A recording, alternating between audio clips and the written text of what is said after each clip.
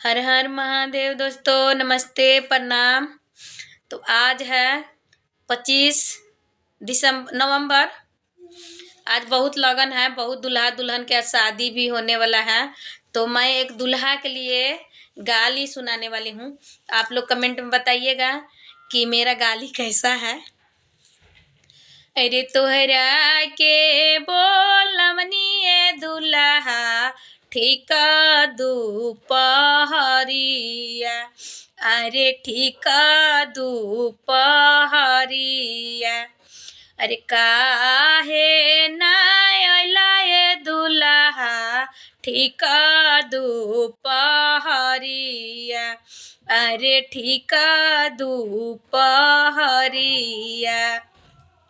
हमर माई धरलिए सासु ठीक दुपहरिया।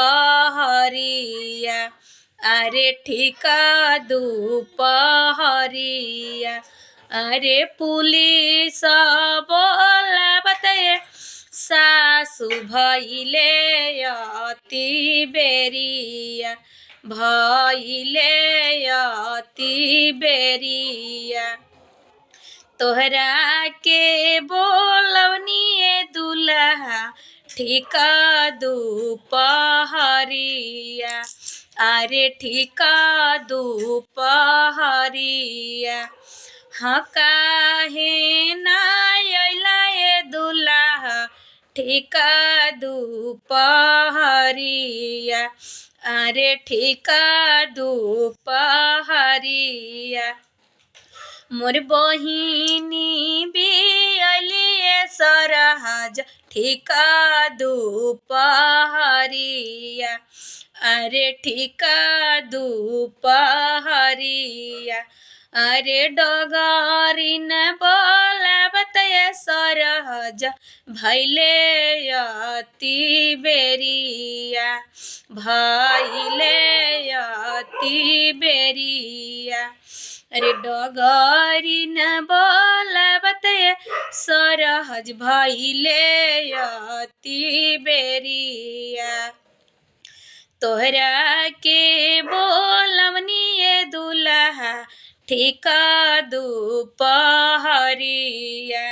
अरे ठीक दुपहरिया। काहे ना अइला ये दूल्हा ठीक दुपहरिया। अरे ठीक दुपहरिया। हमर बहिनी धरलिए साली ठीक दुपहरिया। अरे ठीक दुपहरिया। लाजे ना अइनिए साली ठीक दुपहरिया। अरे ठीक दुपहरिया।